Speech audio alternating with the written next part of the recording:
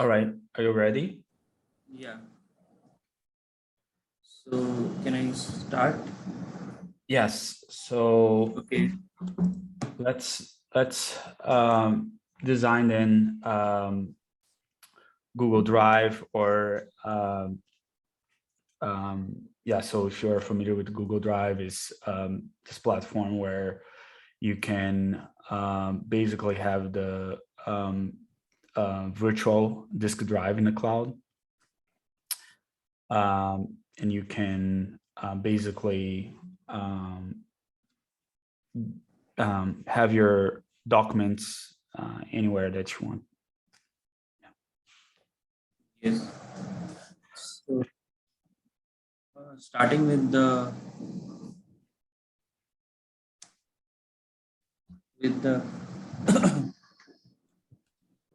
requirements, like core requirements will for this drive would be to upload and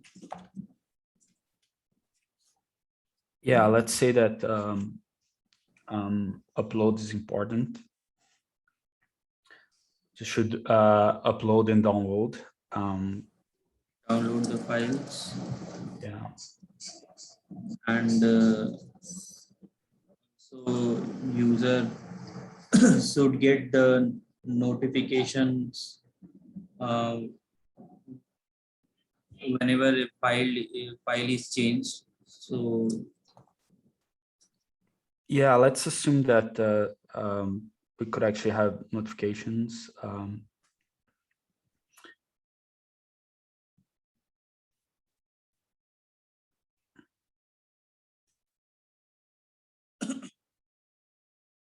and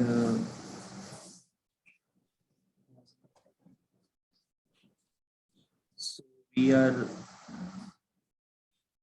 we see at a high level, it would be like we have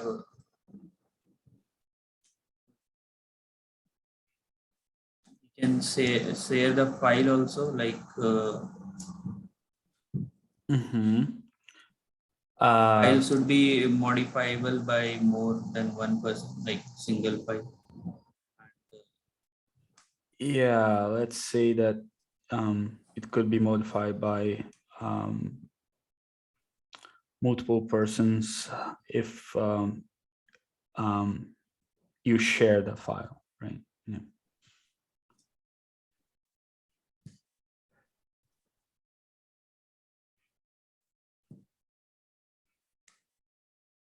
Okay, so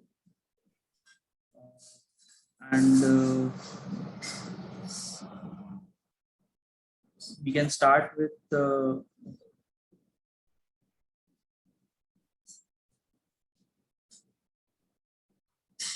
non-functional requirement also, like are we Sure. Let's talk about that. yeah, so we can say that the file should be the system should be reliable, like it's not the file should stay persistent, Mhm. and we can also talk about the latency, like latency should be low, so that uh, the users do not feel a lag when the file is edited. Like whenever file is changed, the other users or other clients should get the updated version of the file immediately as soon as possible. Can you quantify that, or what is low in your mind? Low latency would be like when you have when you write a file, Mhm.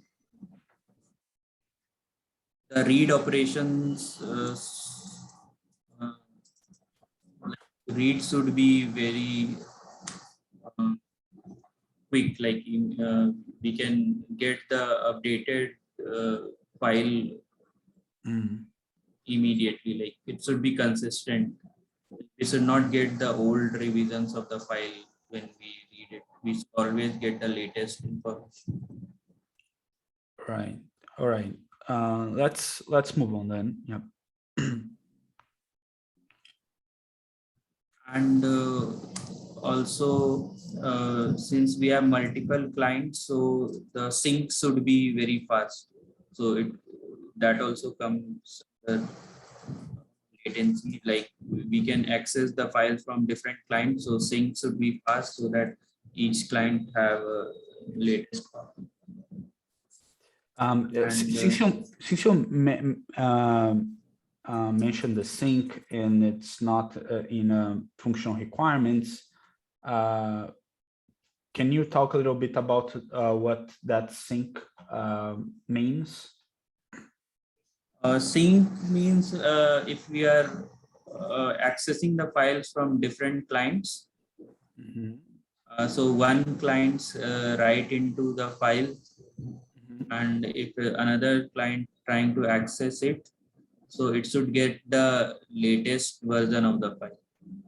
So this sync should be fast, because the in system, if it is a single system, then it's fine, like we are reading the file from the same server. But if we go for scaling and we have multiple servers, so all the servers should have all, we can say all the replicas should be updated as soon as possible. Like it should, all right, it should be consistent. We can say in terms of consistency level, it should be strongly consistent. It should show strongly consistent behavior. All right, so let's continue the non-functional requirements and yeah. And so we can say it's the system should be highly scalable. Like we can talk about scalability if better if we know like how many users will be there, so that we can So give a round. all right, so let's try to actually see some numbers here.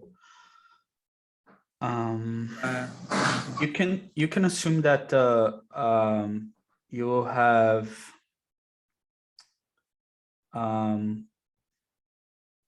200 millions of sign up users for this one, and a total of 15 million of data active users.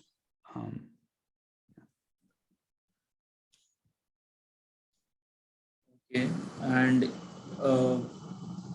yeah, I said 50. Sorry, 50. Yeah.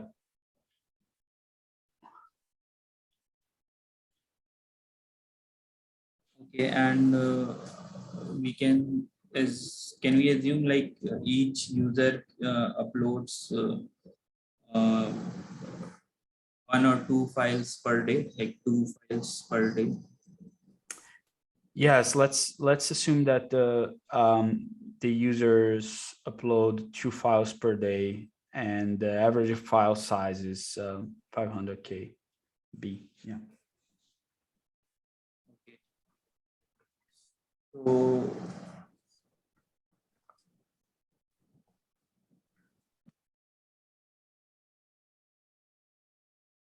according to this, we can calculate the query per second that would come around 50 million into 2 uploads per day into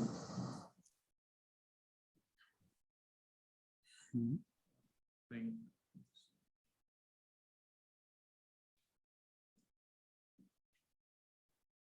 So we have 24 into that would come around 1,000 approximately Mhm. queries per second. Mhm.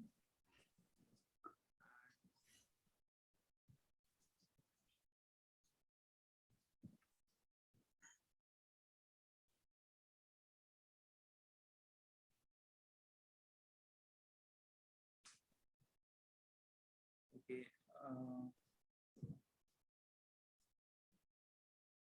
And also that read to write ratio would be,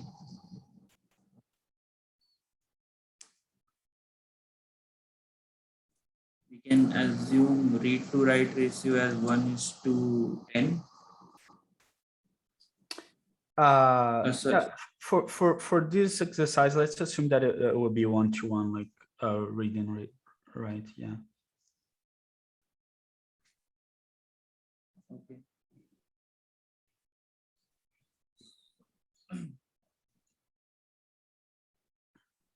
So this much, and we can also calculate like the uh, since there are 2 files upload per day with 500 KB, so that will be like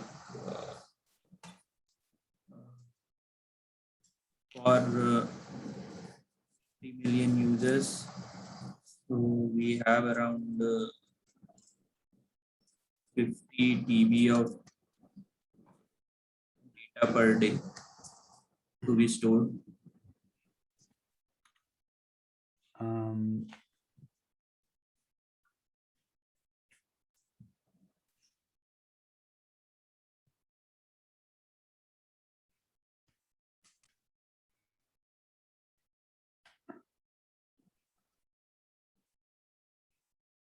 mm,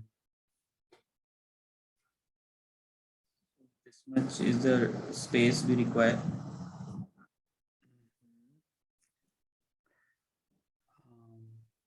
all right. Okay.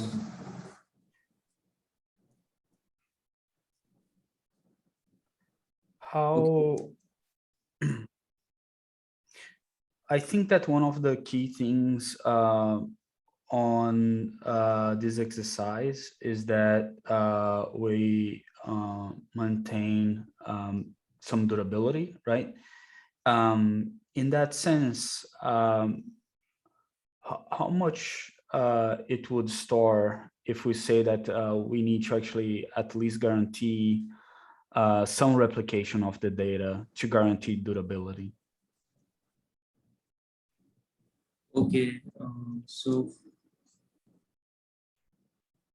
for durability, we can take some replication factor, like suppose we take 3, Mhm. so it will be like 3 times 50 into 3, like 150 TB Mhm. to All be right. stored every. All right. Um,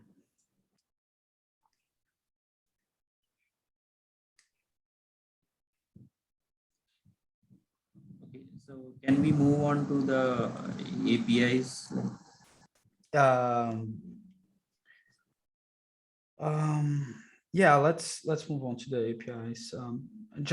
Just want to actually know, also give you an idea that the user should be able to store the files for at least 5 years.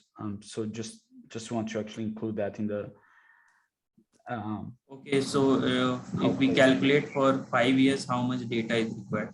We can calculate that. Mhm. So, or we can say that like each user has been allocated 10 GB of free space. So it should, so if we have 50 million users Mhm. uh, into 10 GB, Mhm. so this is like, so it would come around 500 petabytes of data, like storage we need. Yeah, that's a good This is a calculation. max storage capacity. All right. And how replication would actually influence that calculation? So again, replication, not sure, like we can use the same replication factor of 3 or. All right. So let's move on to the the next phase. And, yeah. So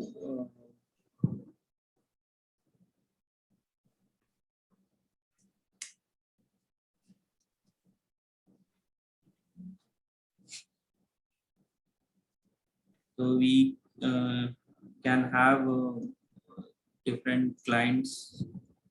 Mhm. So this can be a mobile or PC, it depends upon. We can have multiple clients, and from the clients we receive the request. And Mhm.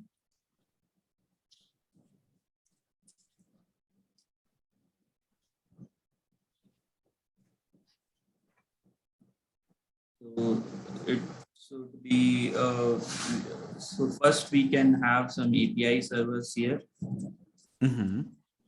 and the API server talk to some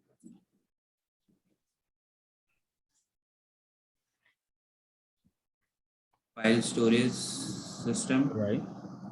and also there will be so this file storage will be, and this will also have a metadata server to Mhm. to, to query the file. Mhm.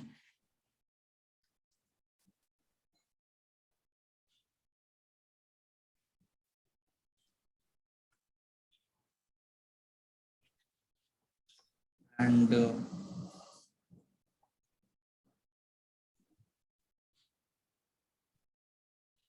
we okay, and before these API servers we can actually be the sorry, we can have the way we store the files will be in blocks, like we will chunk the files, Okay. and we will send it chunk by chunk, so this will actually help in not sending the duplicate data every time, like if the file is in chunks, then if the user for second time he updates only a part of the file, then we Okay. can always sync only that chunk, not the whole file. So it would save the bandwidth. So for that, we'll have a block servers, Okay.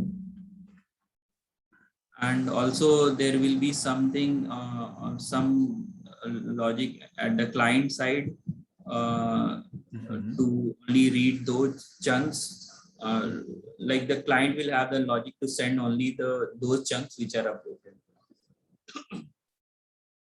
All right.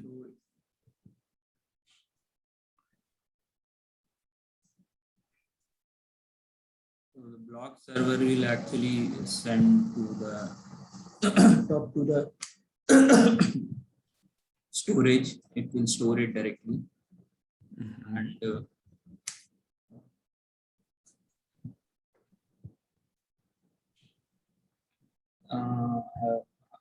the API servers Mhm. and this storage will be some cloud storage, so that it can store the data. It will divide the data into chunks and store it like that.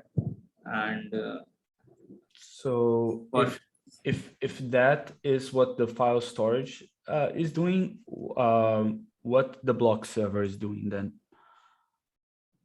Block server is like only for uploading the file. So it's a service which will like, it's not a storage one, it's just a service. It will store it will create the metadata and it will store the files. If the block server is creating the metadata, I'm just a little bit confused about the block server in the left side and the metadata database, which is in the other side. Okay. Let me see.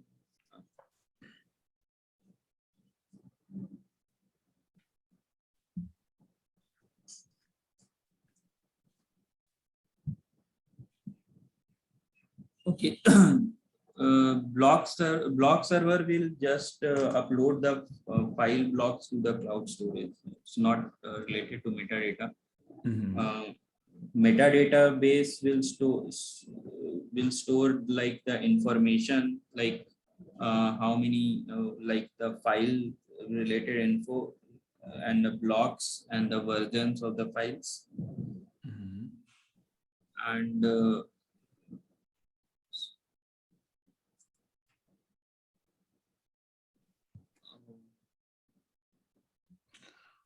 okay, and also we will need a notification service for sending notification to other clients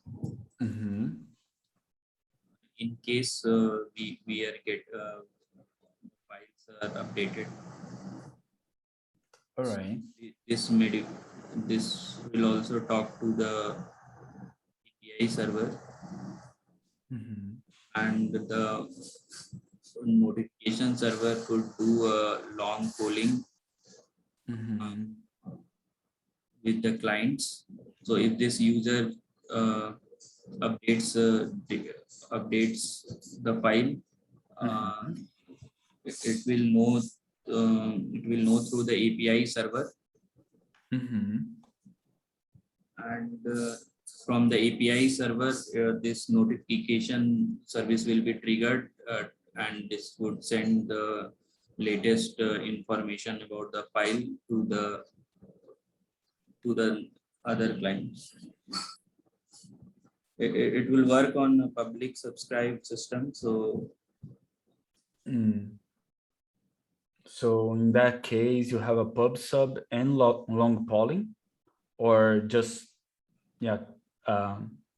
or just this the nature of the functionality that you're referring as pub sub. no, it would be a long polling only, because we need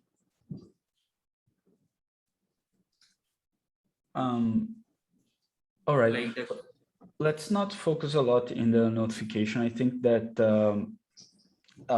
the crux where I want to actually you to focus on is in the flows that the user will have. So in your high level design, can you actually guide me through a simple upload and download flow? Yeah. So let's say this is a file, and we split the file into chunks.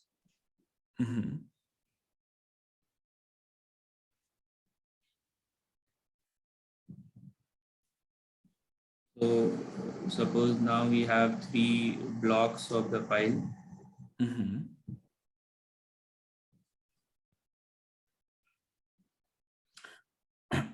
Can I ask you what component is actually breaking that file into the chunks? This is done inside the block server. Okay, cool. So so then in your design, an upload will happen through an UI, or how that would actually work? Upload upload through UI means the uh, I didn't get the question. Yeah, so you mentioned that you have multiple clients, and I just want to make sure that I understand the initial flow when the user will interact with something, then it goes to the block server, right? So I want to actually understand what happens there.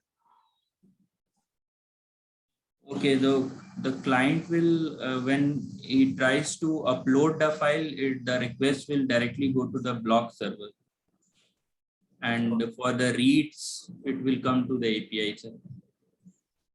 All right. For So the writes, yeah, but I'm just asking if the user will have direct access to the block server in Google Drive.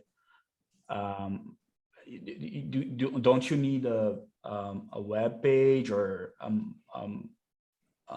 maybe a yeah, it will mobile be app? a mobile application which will do the like the files will be stored in the local DB of the mobile application, Mhm. and this will help like if the user is not connected to the network at that point of time, or the file is in his local PC or local device, and whenever he connects, the client application will then will have its own metadata server as well,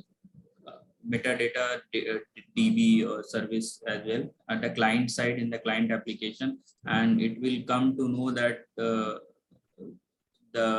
the user has created a new file or updated an old file, and that client application will send the data upload the data to this uh, block servers. Okay, let's move on then. So, okay, after I chunked my files into blocks, and can you explain me how big the blocks will be, and how? Let's assume that you have a upload of 2 MB. How many blocks you would have, and what metadata you would generate? Um, so if we have, we can, depending on the bandwidth, we can chunk the files. Mhm. So if we have 2 MB data, and it will it will depend on the bandwidth, like how much bandwidth we have. If we have higher bandwidth, then we can uh, create smaller, larger chunks. Mhm. This you're talking on the client side, right? Because you said that you Yes. also do that in the client, but in here we are talking about the block server. So it means that it's probably on our own data center, right? So the bandwidth Yes. there, it's can be way higher than a normal like 3G or 5G connection, right?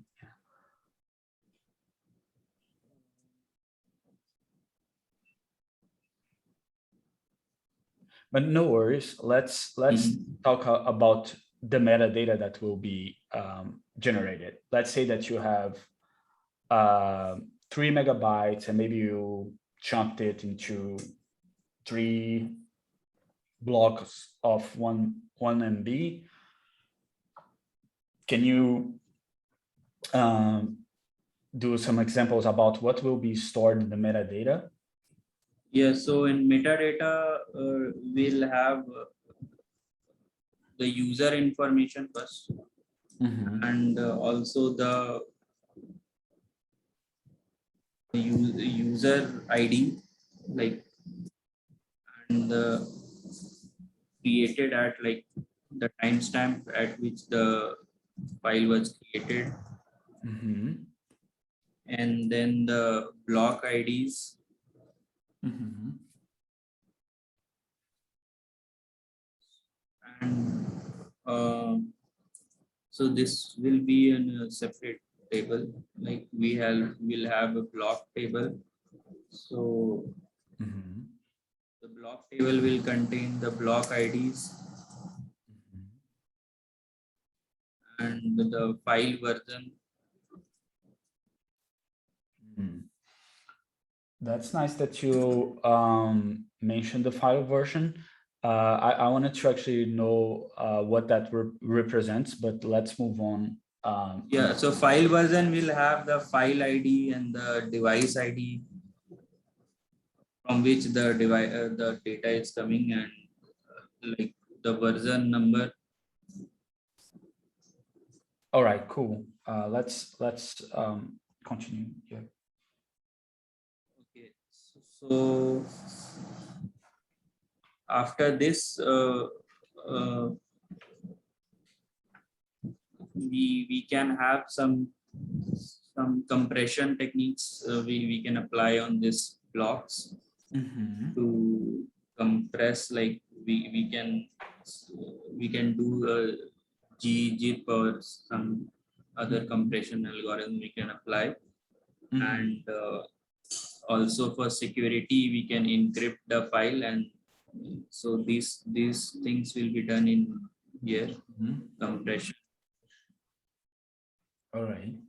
encryption, and then finally it will be stored in the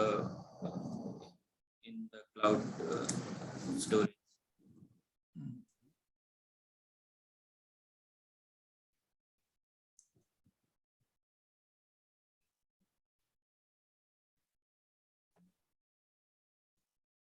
Um, all right. So you mentioned a little bit about block storage. Now, let's talk a little bit about how many block servers you will need to store the data that from the calculations that we did. Um, can we try to actually do some calculations about how many block servers we will need? But before that, maybe let's discuss a little bit about how to scale the system.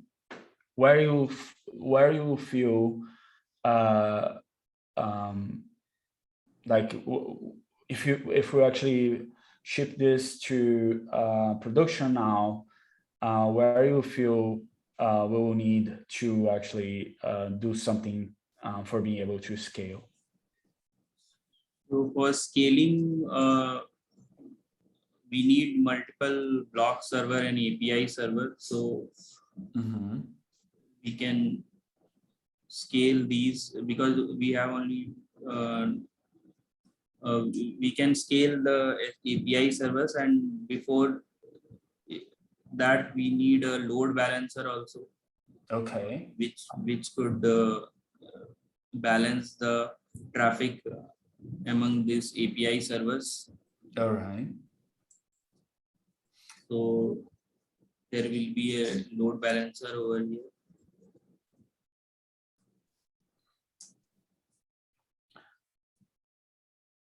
All right. And now let's And say, also, sorry, go ahead. for metadata, for fetching the metadata, we could also keep a cache in between the metadata base and the API server. So we can also have a cache over here.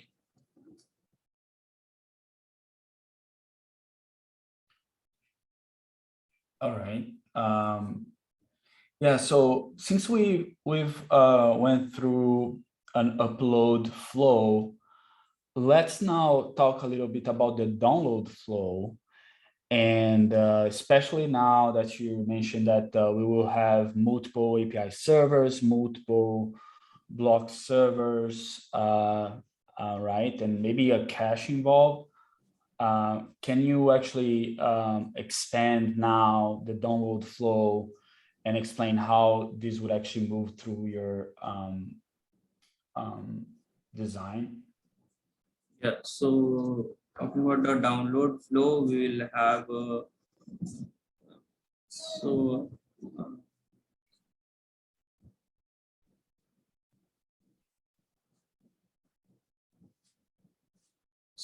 first download will be triggered from the notification service.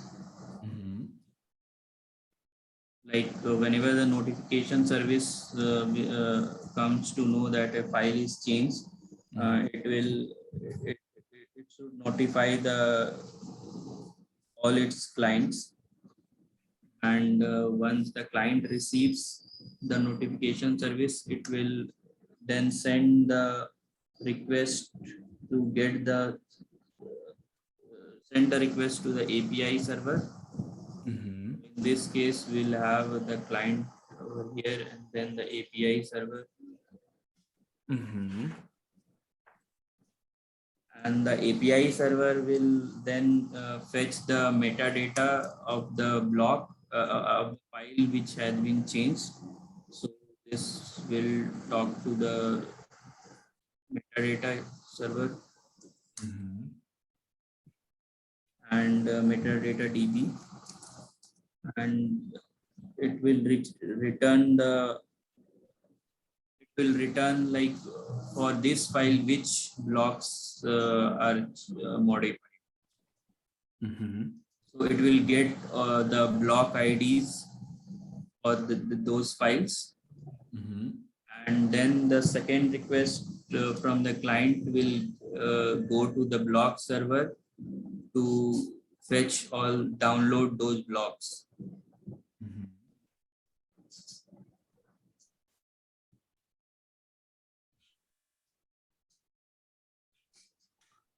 All right, and so we are close to the end. So I want to actually dive into some failover scenarios in your architecture.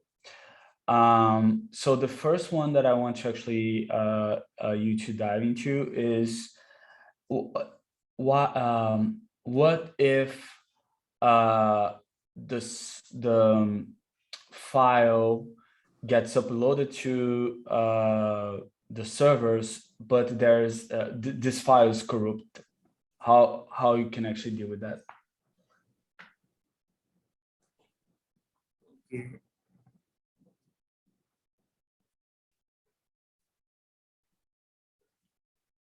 So I think when suppose the block of the file is corrupt,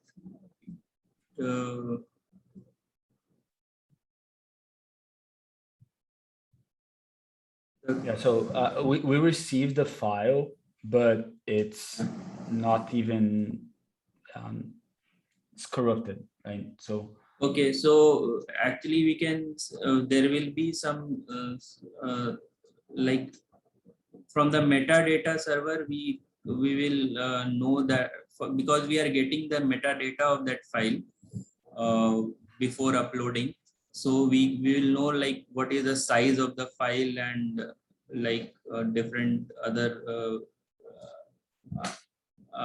properties of the files, and the file which got uploaded in the block server, if that doesn't match, then we come to know that the file is corrupt or something is wrong with the file.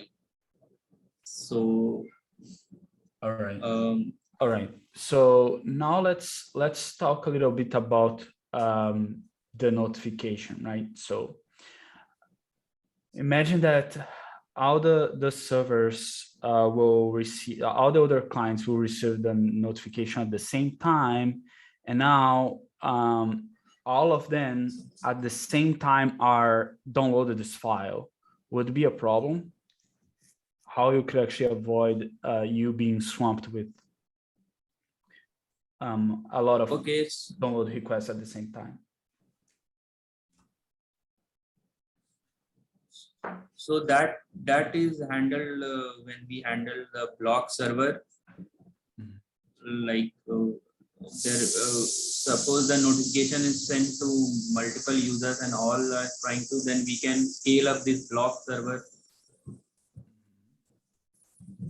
and the API server. So API server are stateless, so there is no issue in, there will be no problem in scaling up All right. the API servers. And what happens? Let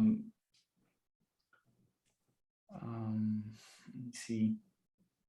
Yeah, since you mentioned the file version, can you let me know why that's important? How you would actually generate new versions of a file?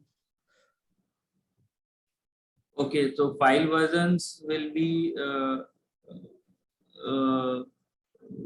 updated whenever the user is modifying the file. So new file version will be created, and that is required when the user wants to uh,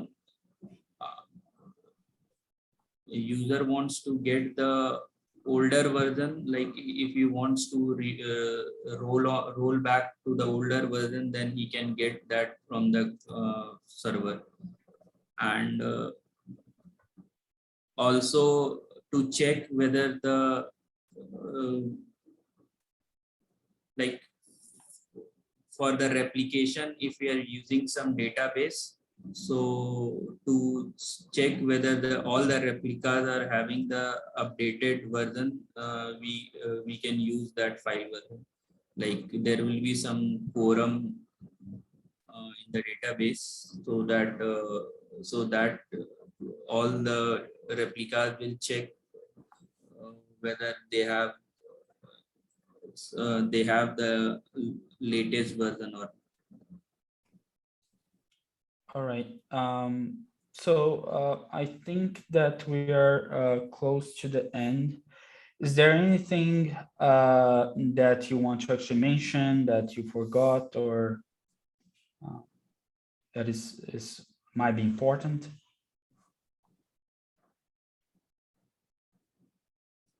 So failure handling was there. So for failure handling, we talked like we can have load balancers at the to and to distribute the traffic, and API servers are stateless, so it won't affect if one node is going down. And we can decide like which kind of cache we can use, because we didn't talk on that front. But if the metadata DB is failing, then how we can, like what kind of which DB should we use so that it can handle that failure situation. As you said that, what kind of DB you would use for the metadata, and yeah, can you explain a little bit about what you would use there and why? We can see. Okay, so for metadata DB, we can use because it should be quick transactions, so we can use a NoSQL DB only with some master and slave replication. So like if a master is down also, then the another slave can act as a master. So what the master will guarantee then? Master will guarantee like if we have a master slave kind of, then we can guarantee that the rights are consistent, so that the metadata is not because we are relying on the metadata for checking if the file is corrupt or not. So the metadata information should be always up to date. So if we use a master slave architecture, then it will guarantee that the the metadata DB as the latest information every time. All right, cool. So I think I gave you a lot of questions, and really appreciated you going through this. I will need some time to actually write down the entire feedback. Right now, what you would prefer here, to continue with the discussions, and we can open for a free type of discussions, or while I'm doing this, or what we could actually do this time. I think other members can also share their views, because I went some wrong at some places, I think. So Yeah, no worries. Yeah, so I will open for discussions, then I will formalize my feedback. Yeah. Wow. Any questions for Manish? And so will it be technical? Like, should we ask tech questions or feedback kind of? Maybe can give the feedback. The feedback. Let's go through this right now. Maybe we can actually talk just some curiosities or things that you're want to actually understand more, and then we can actually formalize the feedback. By the way, if you have any feedbacks from Manish, send this out to me, and I will try to actually compile and give everything to him. Yeah. Thank you. I have then tech questions, like feedback. I'll share it. P-codes. So what I'm asking is, since it's a one-to-one, right? Read is to write system, right?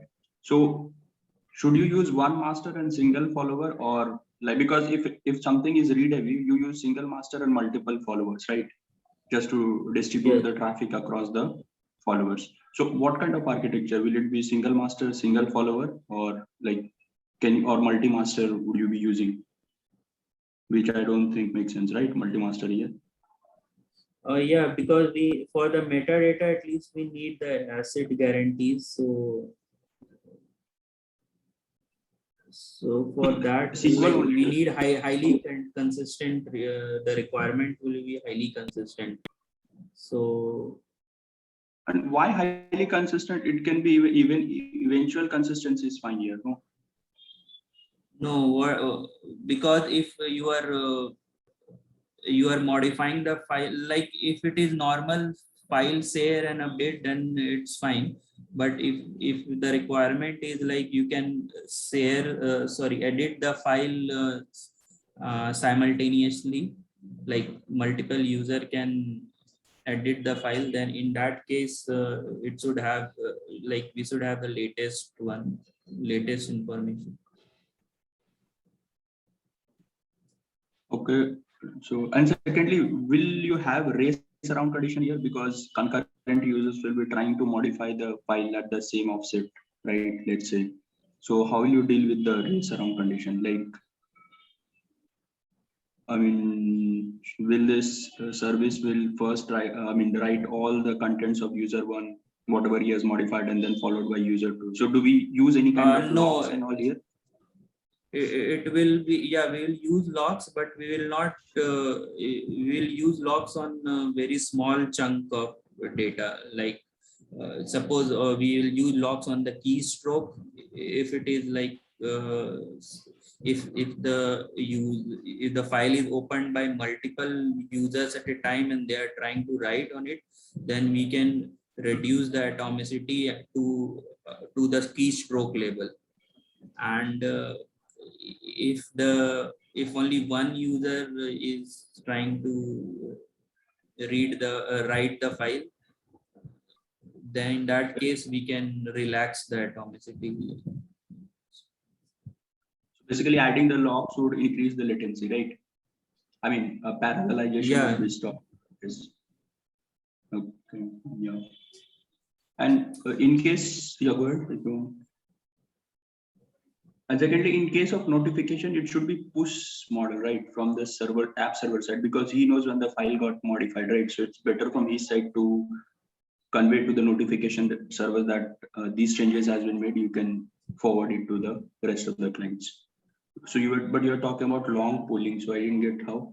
Like, will the does it make sense notification server asking what do you say, app server every time, like what changes has been made, or the other way around is fine?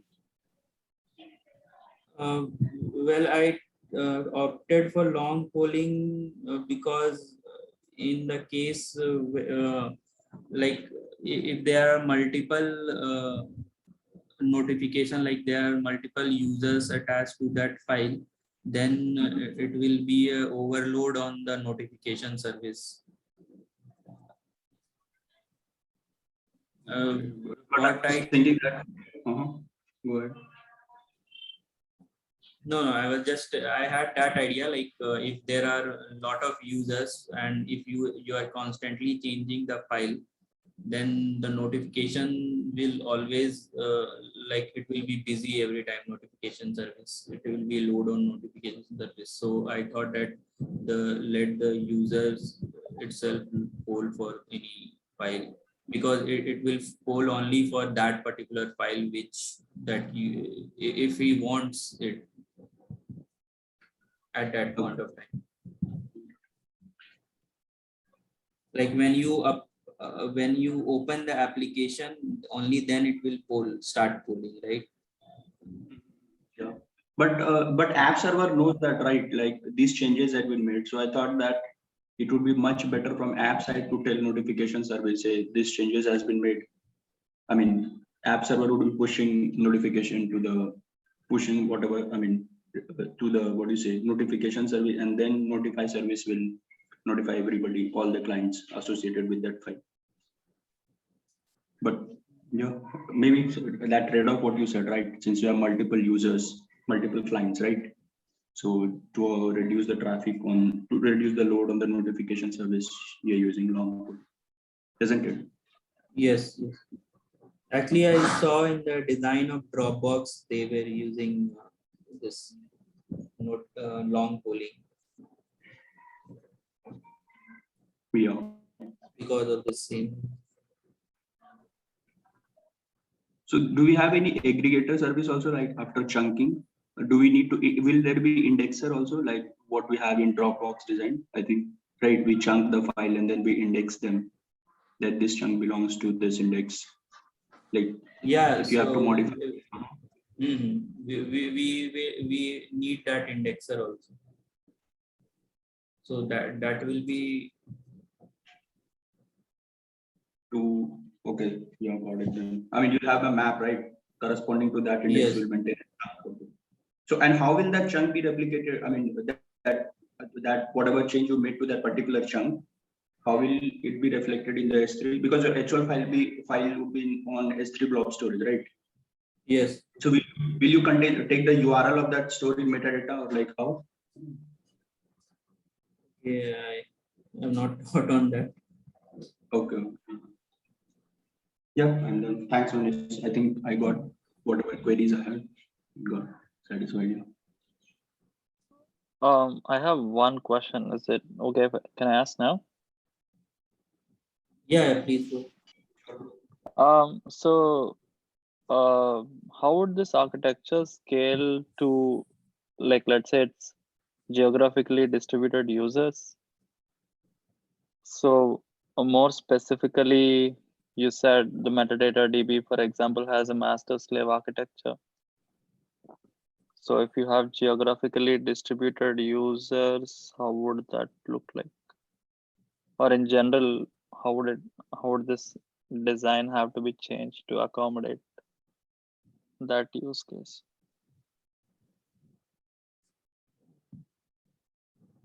For replicating to different data centers, it can be, it is possible, right? We have, like, if you store the files in S3, then they guarantee like your data can be accessible from any data center. and it's always available. So, And the other question I had is, so the compression and encryption, would it affect latency? And what are some of the trade-offs there?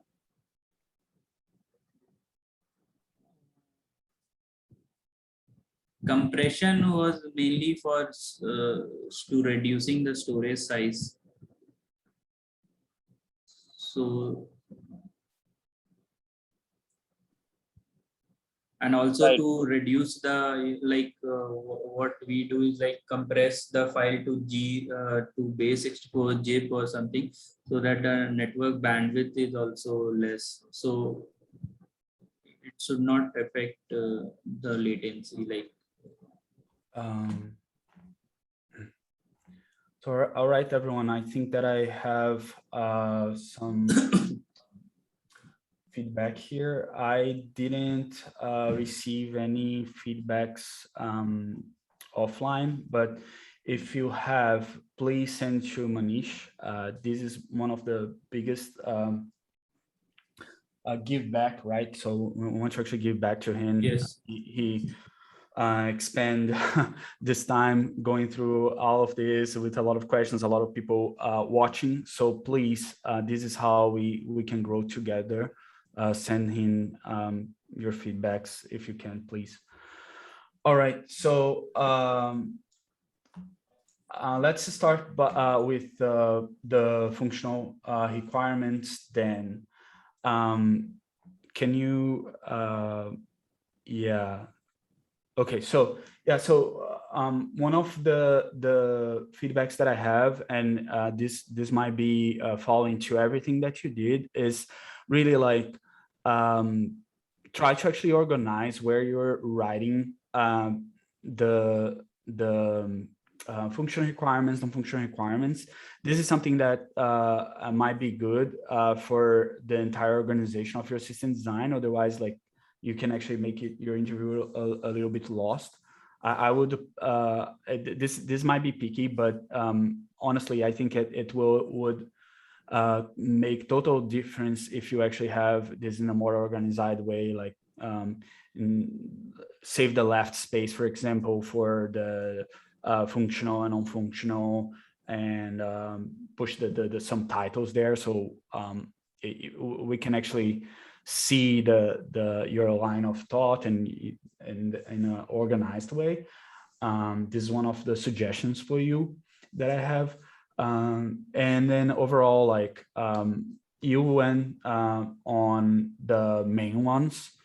However, one of the biggest advanced cases on this problem is really like how you would synchronize different edits from users at the same time. So this is one of the biggest challenges of this architecture. The entire block storage, how you are doing the metadata and all of that is fine. But I think that one of the key challenges is really about how you would actually synchronize the different clients working in the same file. I will send you a written feedback, so don't worry about writing that down now. Okay. All right, so that was one. Another thing that you could actually mention is really like multi-region. Is it important or not here? On a Google scale, this might be very relevant because you need to actually find a design that will minimize latency when you are in different parts of the world. Yeah, things that might be good here to consider as well is you made an assumption about the clients, like mobile, web, and all of that, but you didn't write that. Ask your interviewer if that's important and if we should actually design that part. Maybe for the interviewer is important. Maybe they want to actually you to focus on maybe in the differential synchronization or CRDTs, for example, or in the storage of the files itself. So it's good to actually ask this so you can gauge where the interviewer want to go. Yeah. And here, yeah, so that's most of it. On the non-functional requirements, especially when you say like reliability, explain what that would mean in this context, right? Because reliability can actually be on a lot of things, but I think that you try to actually describe a little bit, but you could actually describe that we can't afford the data loss, or your file should be you should actually have a file integrity, right? And then this would actually also guide you in which components you might be, the interviewer is more interested to hear more, for example.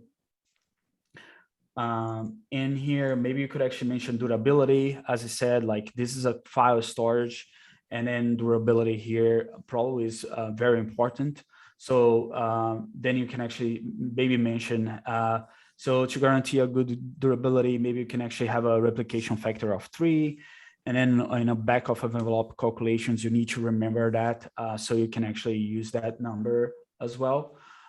So in this particular question, so in the Google, in the Alex Xu book, he doesn't mention replication factor, but I think that the reason is that he considered a backup system that is that would actually work in that. So, but he doesn't go into the details about how that backup system will work in the full details, but you kind of have some replicated data there.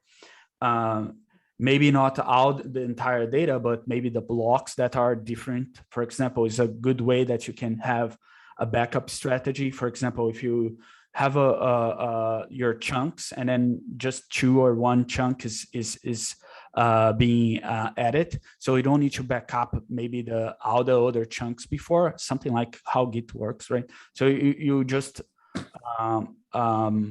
back up like an incremental backup, right? So those are the things that might be relevant there. And it might be because of this that he didn't mention the replication factor in the book, but this is something that you could actually consider as well. Another thing that it's very important is really high availability. In this context could actually be, for example, you can actually talk with the interviewer. If I don't have connection, right, but I'm changing a file, should this still work, or should I say like this is not possible and then the user cannot use it? I know that for this particular question, could be something that you can actually mention as well. And if you're talking about availability of the entire system, maybe you can mention like some numbers like 3 nines or 4 nines and what that will mean in the context of the problem at hand. Another 2 things that is important here, and this is something that I am learning by doing a lot of mocks, is try to write down what are the unique challenges of this question, right? So I do that before I even start drawing some things, because sometimes I'm too much involved into a specific component when I'm drawing it, and maybe I will forget. But writing down the unique challenges of this problem can make really will facilitate you to actually compose your entire at least your high-level design. So for this problem specifically, you could actually mention that optimize storage is one of the unique challenges of this problem, right? So how you would save this amount of files, and you assume that it would be 10 gigabytes for user. This is something that you could have asked as well. But how you can actually do this in an efficient way, right? So this is a unique challenge of this question. Another unique challenge is how you actually allow different people to edit the same file at the same time and guarantee consistency on that. That will be another unique challenge. And also more related to the optimization of storage also comes the bandwidth utilization, right? So as you're probably working with the mobile clients and web UI, so how you can actually also speed up the bandwidth utilization, right? So things that are relevant for this is really like resumable uploads, or how you can compress the data and how this would actually affect the bandwidth, right? All right, so for the estimations, really good assumptions and quick calculations there. I think that it was good, but at the same time, I would say ask interviewer before making those assumptions. Like you said, can I consider that the upload of the disk space, the free disk space for the user is 10 gigabytes, or really ask those things before you make the assumptions. Might be good. So a strong signal that you're collaborating with the client at hand. This is one of the signals that probably the interviewer is looking for, how well you collaborate with a colleague, right? The last thing here is just you calculated the QPS, but every time that I calculate the QPS and I have the read-write ratio, which by the way, awesome. Every time like that you're doing these considerations, the read-write ratio could serve you to say, do I need cache? Because for example, if you have a really higher ratio of reads, then caching could actually really make your system very scalable.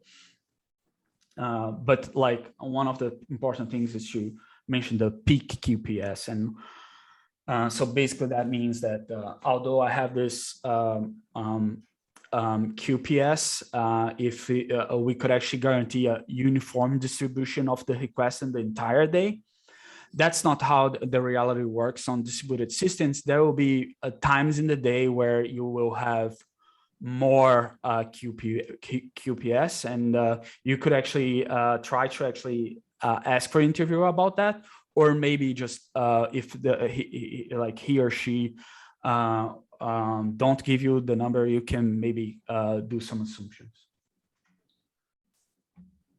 For the high-level design, I think that you explain at least the four biggest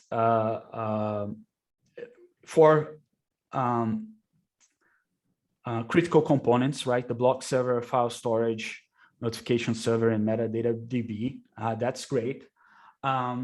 So I would just like mention maybe, especially when you are talking about file storage, right? So you pay for that, and it might be a good amount of money if you actually are keeping this data that maybe it's not even accessible, right? Maybe it's a stale data that is there. The user don't see that quite often.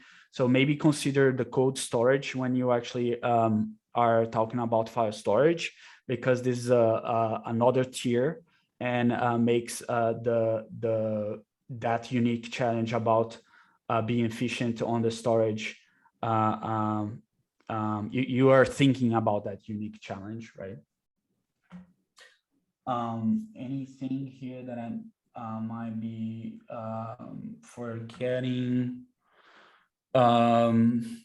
Yeah, I think that for the high-level design, API servers is kind of okay, but really like, well, depending on the level, I would actually also at least try to actually divide this a little bit into maybe the upload service or download service, or anything that would actually make sense in the design. from a high level perspective is fine, but if I'm doing the deep dive, it might be relevant to actually talk about those two different layers. And one of the things that I learned from Facebook interviewers that they actually really care about containerization. And containerization in this context means if you are dividing your architecture design into responsibilities and well-defined responsibilities.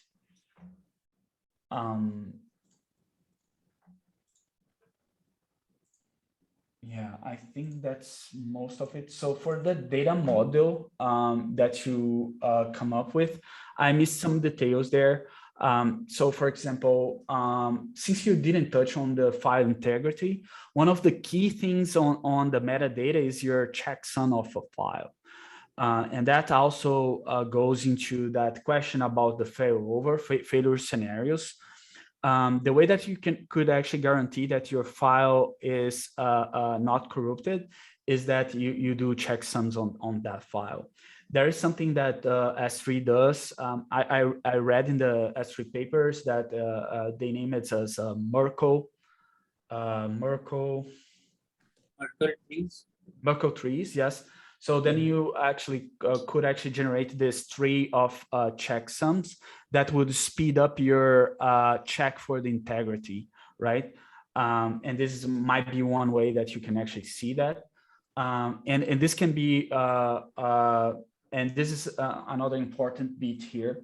So depending on how you actually store the file in the file, right? Since we are using a cloud provider here, might not be too relevant, but especially for production engineers or people that will be doing system designs for maybe something related to infrastructure or cloud engineering, right?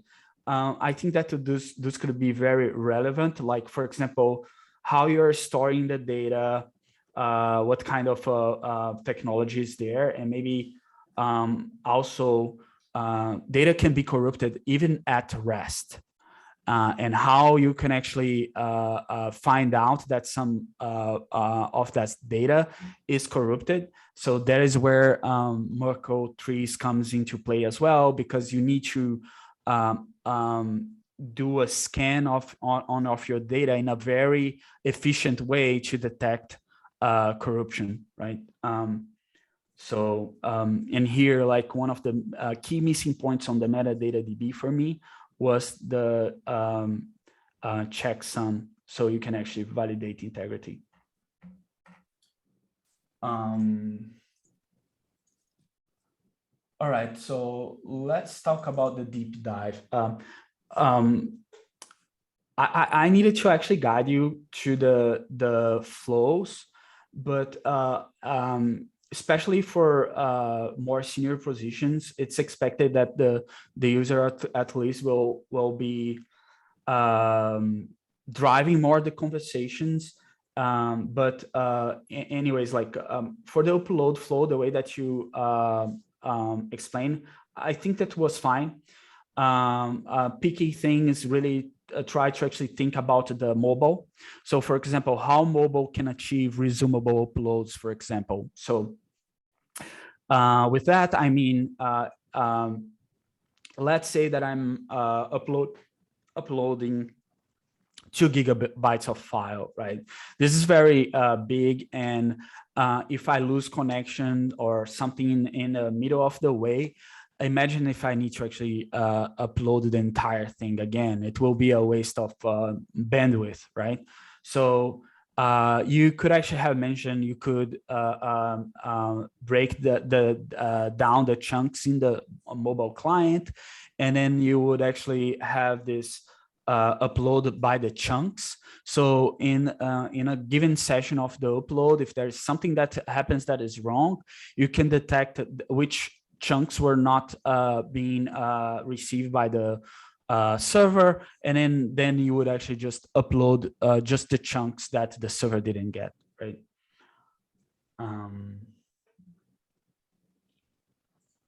All right, so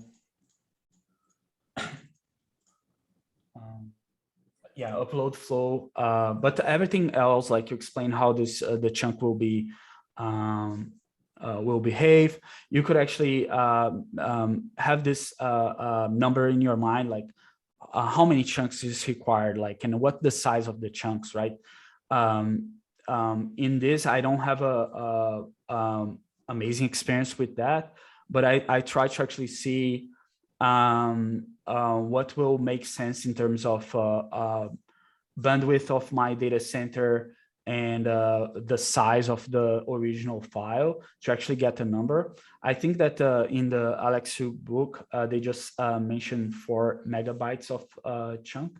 And I think that HDFS has some other references on the size of the chunks as well. But this is something that you could actually consider as well. And the trade-offs here is that if you have a lot of chunks, maybe you will have a lot of metadata, but what you will gain is that it's more efficient to just send those chunks because it's very granular. With the big chunk, maybe you will have less metadata, less things that you store in the database, right? So I think that's one of the trade-offs that you could actually mention as well. I think, yeah, so the failure scenarios there is like, I wanted to actually hear more about the file integrity, about what happens if a block server is down, and how the replication factor will come to play, how you can actually have, like you explained how file storage will come to play, but maybe here, if you didn't have the file storage, and then I mentioned to you to go into the details about how the file storage works, right? Things like consistent hashing will come to play, how you're assigning chunks into the nodes and how this would actually plays out. So things to be considered there as well. Yeah, so the download flow is something that I think that you could actually maybe practice more, like especially how you could maybe you have a metadata, right? And you have a file in your machine, and another user have the same file. And let's say that one of the users will edit that file, and what happens is that, do you need to download this entire file again, or maybe just will download only the chunk that is being edited? So maybe that's a way to actually also optimize bandwidth and make it the synchronization of the files faster. But with that, everything that I said, one of the key things as well is this differential synchronization of CRDTs that will come to solve the problems about concurrent edits in the same file. This itself is a beast, and there's 2 ways that you can actually solve that problem. One is differential synchronization, and another one is CRDTs. I think that CRDTs is something that is quite complex. I understood more the differential synchronization. I will send you some YouTube videos about the 2 methods. I don't want to actually explain this here because it will probably take a lot of time, but you could have at least mentioned that key things in a way that you would solve this concurrent edits in the same file.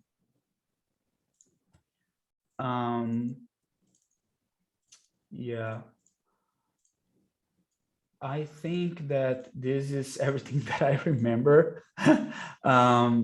Yeah, I hope that this would be valuable hints overall. Like, really great that you spend this time to actually do this with us, and I'm sure that more people will come and will see that it's not a problem to really do this, and we will learn together, and we will learn more. I'm really happy that we could have done this.